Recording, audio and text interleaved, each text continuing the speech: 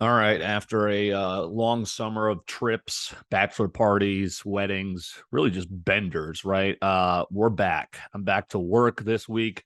Is going to be broadcasting basically 100 games this year for Farmington High School. I'm pumped about that. They've got a great athletic program here in the heart of athletics at Prep Sports in the Twin Cities. And of course, we're back to work here on the Dylan Corbett Podcast Network. Corbett's Corner here to get you going this week on a Tuesday. Wedding season actually not over. I've got one this week and the next, but sports are back. Football's back. We don't have to kind of just force feed you baseball every month. We're going to start with baseball because our cardiac cards here behind us are doing that thing again in August and September where they're getting hot and they're making me starting to eat my words where I live as a pessimistic fan. It's just how I'm wired. It's getting me excited again. Remember when they had that crazy win streak in September last year, getting me excited again, all for Alex Reyes to, blow the game. And of course, Mike Schilt gets canned. I'm looking Jose Quintana. He's been fine. He's still going to scare me a little when he pitches in a crucial playoff game. But goddamn, did we fleece the Yankees by getting Jordan Montgomery for Harrison Bader? Finally, we didn't have to hold on to these outfield prospects that we think are going to be the future, and they end up not being it. Dylan Carlson we held on to, and I guess we'll have to wait and see on that one. But, stuff like Paul DeYoung, Stephen Piscotty, Randall Grichuk, Harrison Bader, we left all these guys on the roster way too long, and they weren't any good. Carlson, the jury's still out. Would I have loved Soto? Hell yeah. But at least we're making moves with Nolan. Goldie's going to be the MVP, obviously. He's like minus 350 right now live. And, hey, look, it's not John Lester and J.A. Happ. It's not Scherzer at the deadline, but Montgomery and Quintana have already been paying dividends. So that's where we will start. But college football back this weekend. BC, Boston College in 2 weeks. I know you guys are all ready for me to force feed you nonstop Boston College coverage because I'm the only Boston College fan this side of the Mississippi. Cardiac cards doing their thing. What if we still had Sandy Alcantara? We just had to get Marcelo Zuna fucking DUI, beating women's ass. The Braves are booing him now. What are the Braves doing putting him in the lineup the day after he gets arrested? And we're all collectively making fun of him because he's telling the cop, "Hi, I'm Ozuna from the Braves." That was a terrible impression by me, but it's ridiculous. But we just had to get Marcel. He actually had a solid year for the Cardinals that year, but what if we still had Sandy Alcantara? We would be a lock. People would fear us in the postseason. The Brewers stink. This Cardinals team feels like a team of destiny. What's going on with Albert Pujols right now is making my heart melt. Like, it's like, oh my God, he left us. Now he's come back. He's been humbled. Did not live up whatsoever to that contract with the Angels. And now he's having a magical season en route to possibly 700. And what is reportedly his last year, one last ride, Yachty, Wayno.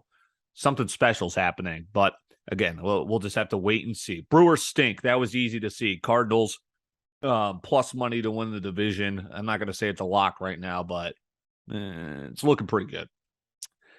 The Brewers, they've got their own players. Eric Lauer calling out the front office for the moves they made at the deadline, which was like, wait, were they selling or buying? Well, they shipped off Josh Hader to the Padres, and he's been a train wreck. But you get the picture where it's like, wait, why are we shipping off? He still leads the league in saves, if you can believe it, and the strikeouts are up there, but that ERA is ridiculous, and he can't get anybody out right now out west. But the Brewers are toast. Craig Counsell, overrated manager. Christian Yelich, overrated player, not going to live up to that contract. Andrew McCutchen is in that outfield. Come on, they're toast.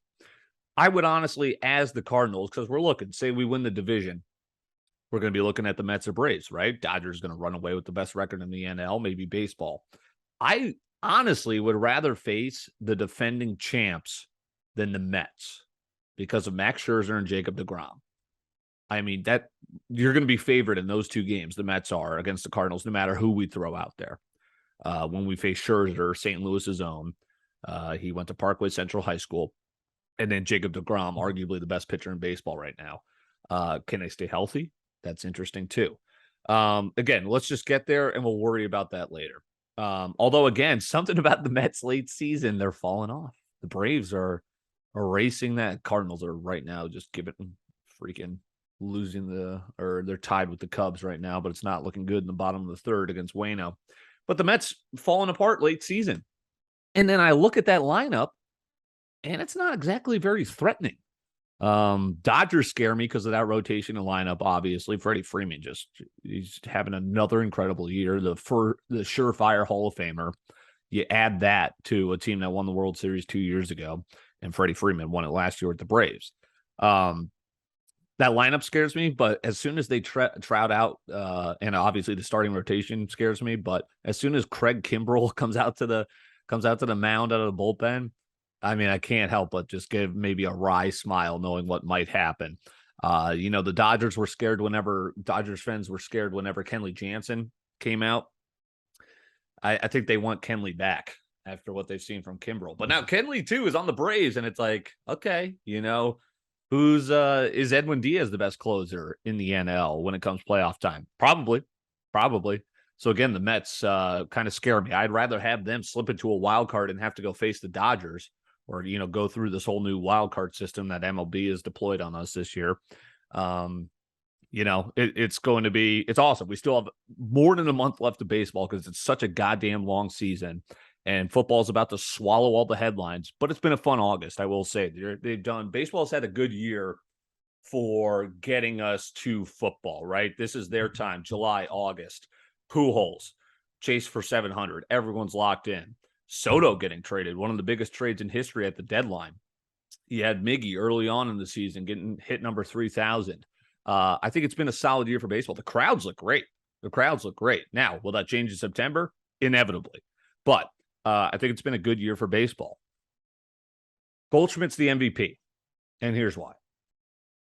He could go for the Triple Crown in the NL. No one's catching Judge this year in the home runs. But in the NL, he's only 3 behind Schwarber. He leads the entire Major League Baseball in batting average by 10 points. He overtook Luis Arias. Shout out all my Twins fans. And he's got a real shot at beating all of baseball in RBI. He's just a couple behind. He's already hit 100. Incredible. It's hard not to like this Cardinal team right now. But again, are they giving me false hope again? As long as our offense doesn't go completely absent in October, we got a shot. Jordan Montgomery, as I said, holy crap, did we fleece the Yankees? Complete game, 1-hit shutout against the Cubs last night. No walks. Did it on 99 pitches. And if the Yankees didn't beat the Mets last night too and Judge Homer, they would have had a really tough Monday. I'm having to see what Montgomery did for the Cardinals, whose lead in their division is increasing. And the Yankees are seeing the Rays just right on their heels. 8 games, but it was like 18 not too long ago in the blink of an eye. Montgomery, man.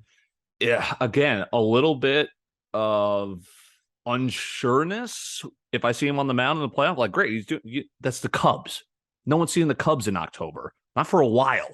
After they break down their entire franchise again. But again, how does he do against the Dodgers lineup? How does he do against Austin Riley and the Braves? I don't know. Quintana also has been solid, but he would definitely worry me on the bump. And again, I'm just a pessimistic fan. That's just how I was bred. I think Albert Pujols' season this year, and specifically his home run last night, number 693, which go look at that video. How the hell did he hit that ball? It's a 2-seamer 4.5 inches up and away out of the zone. He just somehow gets the bat up there and the right trajectory to get it out of Wrigley on a night there was 1 run the entire game, and it was his homer. So the wind was clearly not blowing out. It's incredible what he is doing. 7 homers in the last 12 days, something ridiculous. His OPS is 1,600. And I think specifically that homer last night made Angels owner Artie Moreno announce his intention to sell the Angels immediately the morning after. He's got Angels fans got to be like, what the hell? His season is arguably OPS wise better than the Angels ever got out of him. Now, that's not true because it's like, okay, yeah, they got he had the 40 home run season. What did that, the Angels, Artie Moreno, everyone's pumped as an Angels fan today because he has squandered Mike Trout's best years. He was about to squander Shohei Ohtani's best years. He wastes all this money on Pujols and Rendon, two contracts that have blown up in their face. It has been a rough go for Artie Moreno, and I think he's skated a little bit because this isn't New York. This isn't Philly. This is Anaheim.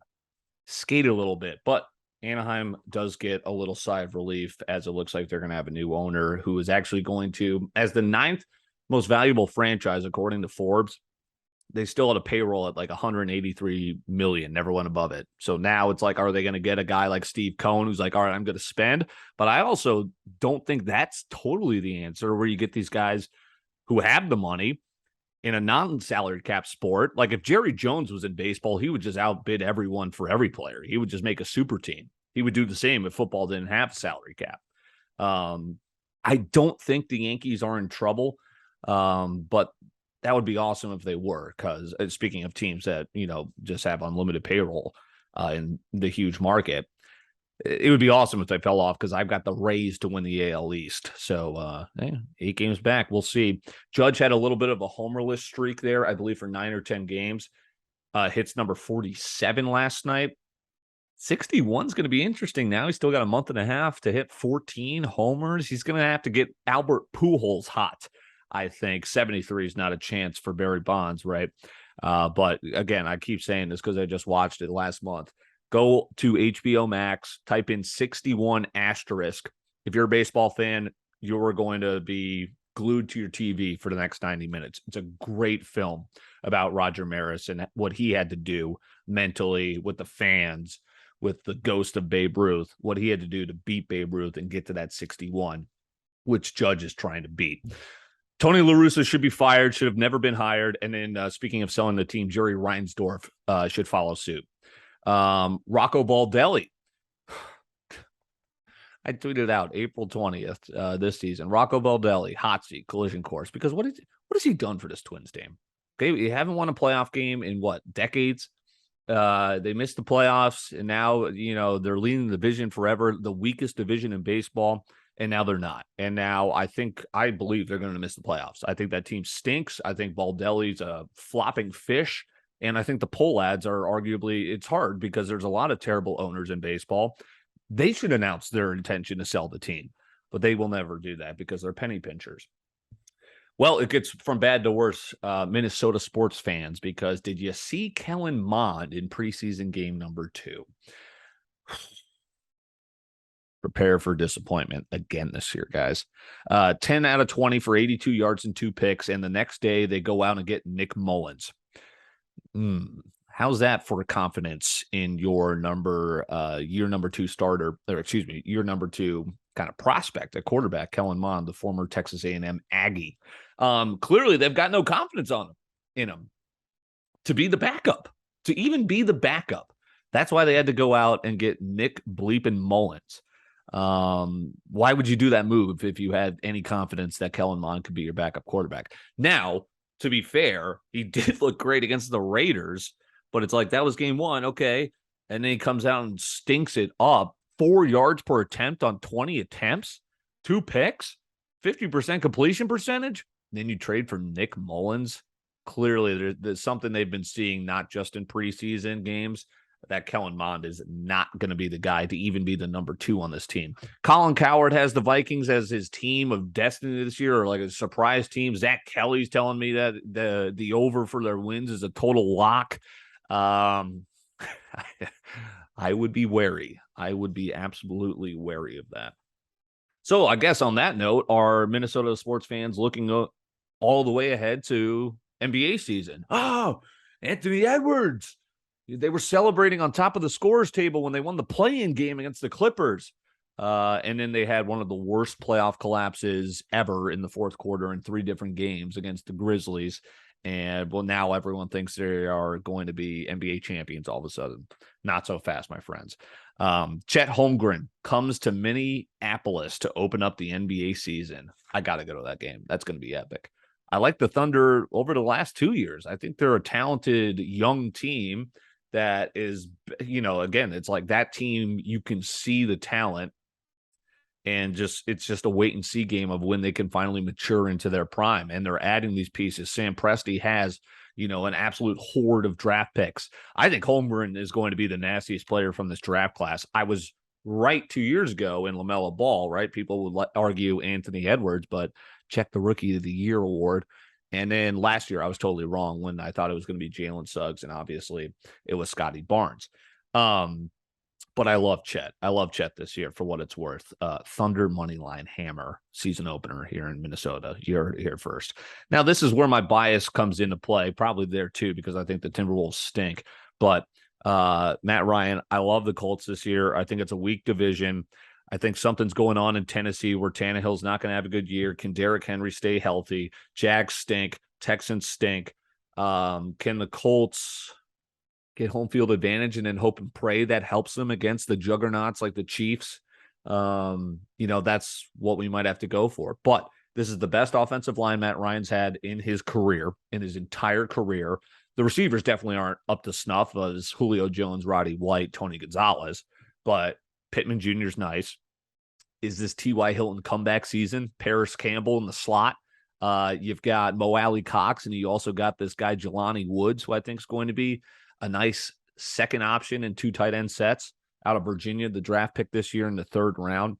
I like the Colts this year. I think if Matt Ryan can just stay in the pocket and stay upright, that lowers his interceptions. He's always had a nice ball. He's always been a touchdown machine. Interceptions have been his issue. You know what? For something about a fresh start. Look what happened with Matt Stafford. Can it be the other Matt? Matt Ryan, Matty Ice, my boy. God, I hope so. College football starts this week. 2 things I love doing: fading Scott Frost and PJ Fleck. A tale as old as time.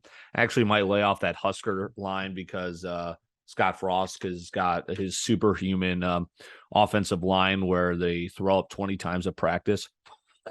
What the hell was that? I couldn't believe this. He casually goes on a radio show and says, you know what, these guys are working. They're throwing up 15, 20 times at practice. Excuse me? Of course, immediately he opens up the next time he speaks publicly with totally walking it back. Yeah, I think I exaggerate a little. Buddy, I'm not buying that for shit. Scott Frost has done nothing but lose for Nebraska. It has been an absolute disaster, and I don't think this season is going to be any different. But again, who knows? Northwestern, it's in Ireland. Northwestern isn't any dominant. They both, I could see the Huskers, I guess, pointing out there. I think the line, which is almost 2 touchdowns, is absurd. But I'm seeing some public support, and you guys know I'm never on the public, as I try to be never on the public in terms of betting. So we'll see what happens. That's basically a coin flip for me. I do like Wyoming over Illinois, though. And again, Corbett will be back weekly this season for football year because it's going to be, as we'll get our bets in, and a little bit more about a partnership I'm doing and how you can get in on the action here in just a little bit. But I do like Wyoming over Illinois, 10.5. Might play the points, maybe sprinkle a little money line. Who knows? Wyoming's no slouch, and they're going to totally get up for this game. It's on the road for them, but this Wyoming team had a better record than Illinois last year. I get it; it's the Mountain West versus the Big Ten, but watch out. That even just looking at that line, it's like, wait a second. The Huskers are minus 13.5 against Northwestern, but Illinois is only 10.5 against Wyoming. Maybe the experts think it's going to be a little bit closer than many people might think in terms of public betting. And I just have to play New Mexico State plus 8,000 just on precedent, because wasn't it last year when PJ Fleck lost at homecoming at home to Bowling Green as 30-something point favorites? He's, I think, a 40-point favorite against New Mexico State. I think PJ Fleck's totally overrated. Row the boat. Row the boat what? How about you win a damn game? That should be your new motto. How about you actually compete in the weak Big Ten West, East, the non-Ohio State side? Because now you got some big boys coming to play in that Big Ten.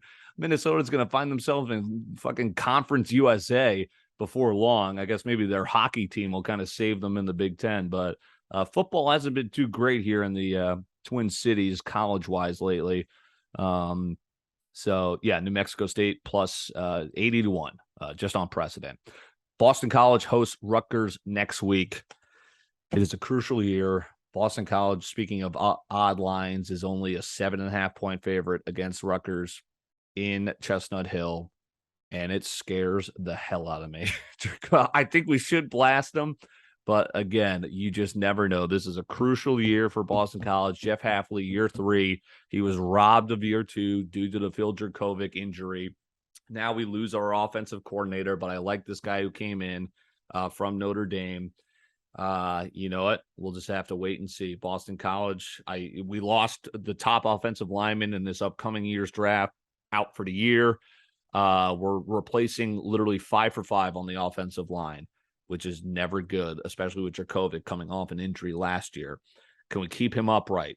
Can we win some of these games that, because the win total is what, 6.5 or 7 or something ridiculous? I think that's an over, but you never know what happens, and that's why Vegas is that's why Vegas does what they do. There's a reason they're keeping that thing low, and I have high hopes for Boston College, but I don't want them to be dashed. All right, I'm excited about this. These guys reached out to me. They're called Play Action Pools, and they have got a really cool deal that we're going to be doing for you guys here this football season. More information to come, but I do want to talk to you guys about what we're going to be doing here on the Dylan Corbett Podcast Network in coordination with Play Action Pools. It's a fantasy platform, right, for sports, but it's not just Survivor. It's not just fantasy leagues. They've got this cool thing that is college. It's not just college or NFL pick 'em too.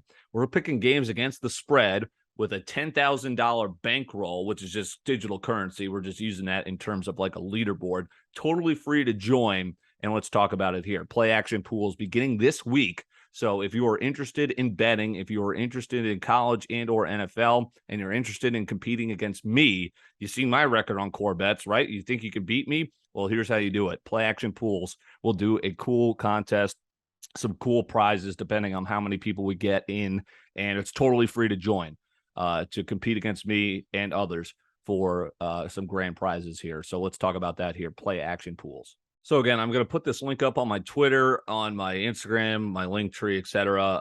Again, for the college and NFL season, you can bet as much as you want of this, $10,000 that, again, it's free to join. It's basically just to get you in there. And whoever is going to end with the biggest bankroll at the end of the season is going to win a grand prize. So sign up totally free. Use the link that I'm going to post on my social media, and let's get a bunch of people in there competing during the NFL and college football season. We're picking against the spread.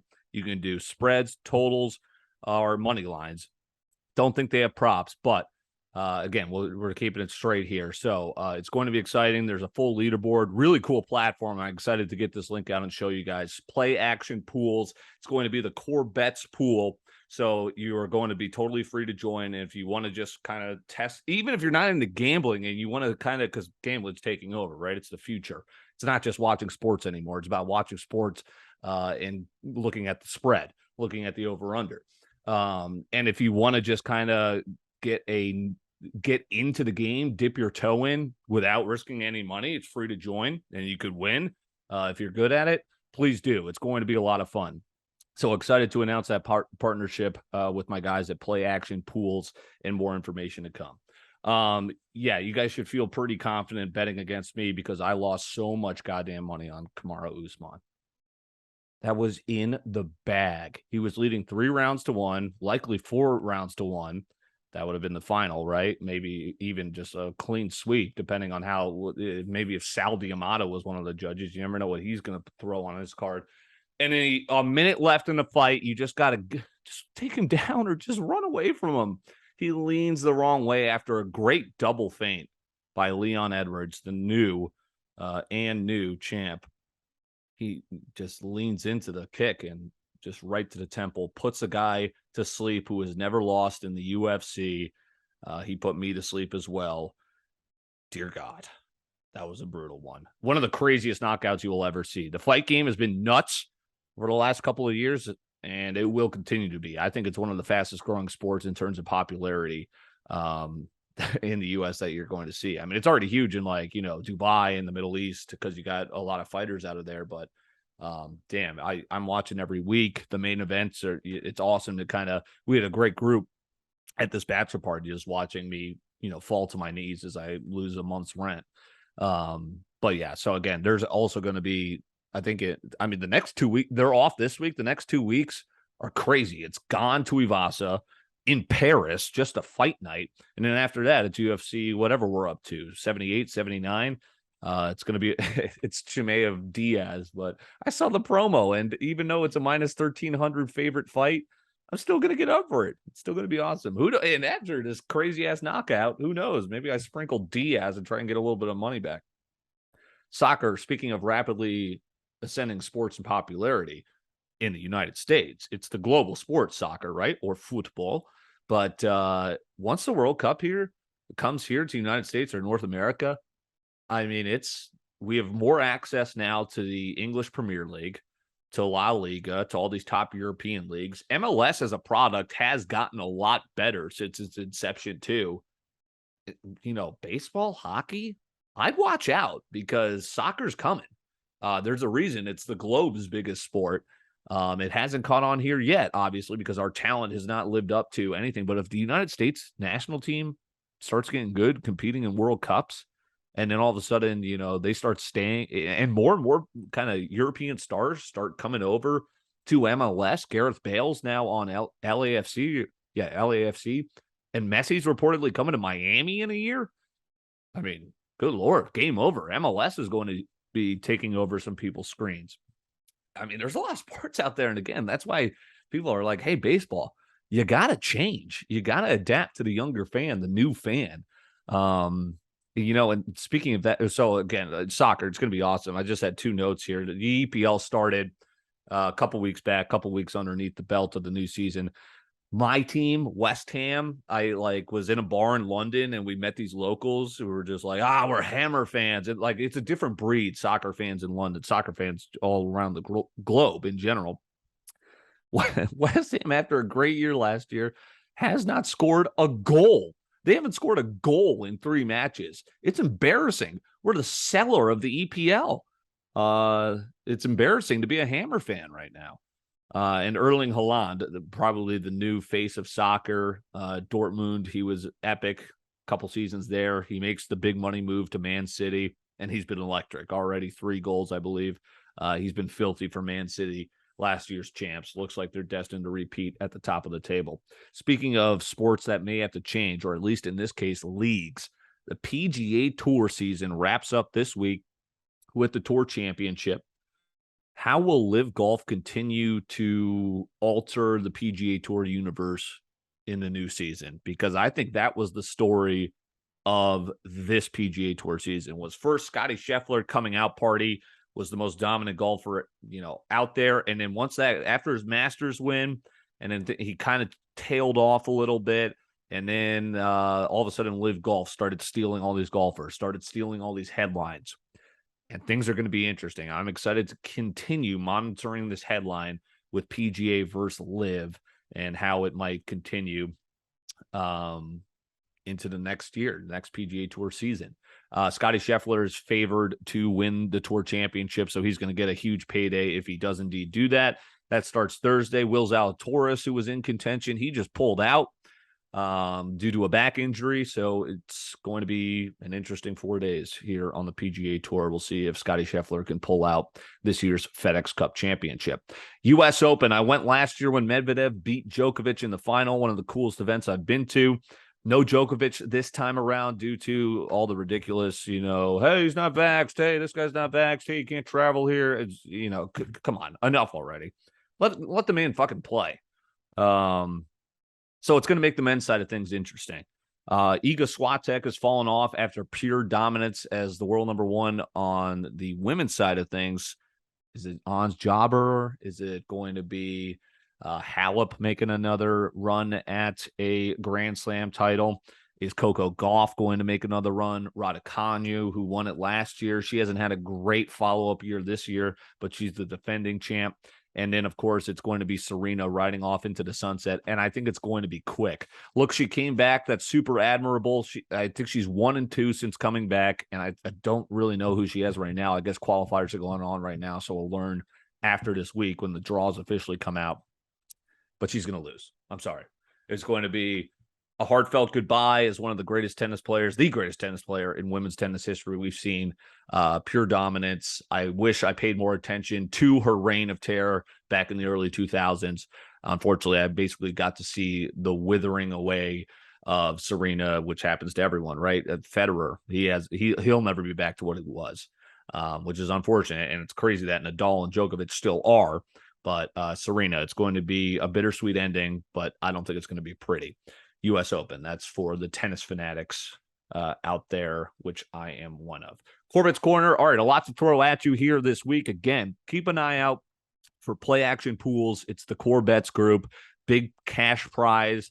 Maybe throw some merch in there, a little Amazon gift card. We'll make it worth your while for signing up for totally free and competing against me in the college and NFL season. So bankroll 10,000, digital coins. Whoever has the biggest bankroll at the end of the season is going to take home that cash prize. We'll do first, second, third. We'll kind of tier it out. But again, depending on how many people we get. So if you are interested, throw me a DM. If you got my number, text me, comment on this. I'm going to be keeping an eye out. We want to get a big group to make that prize even more worth your while. So that's exciting. I'm excited. College football right around the corner, NFL style.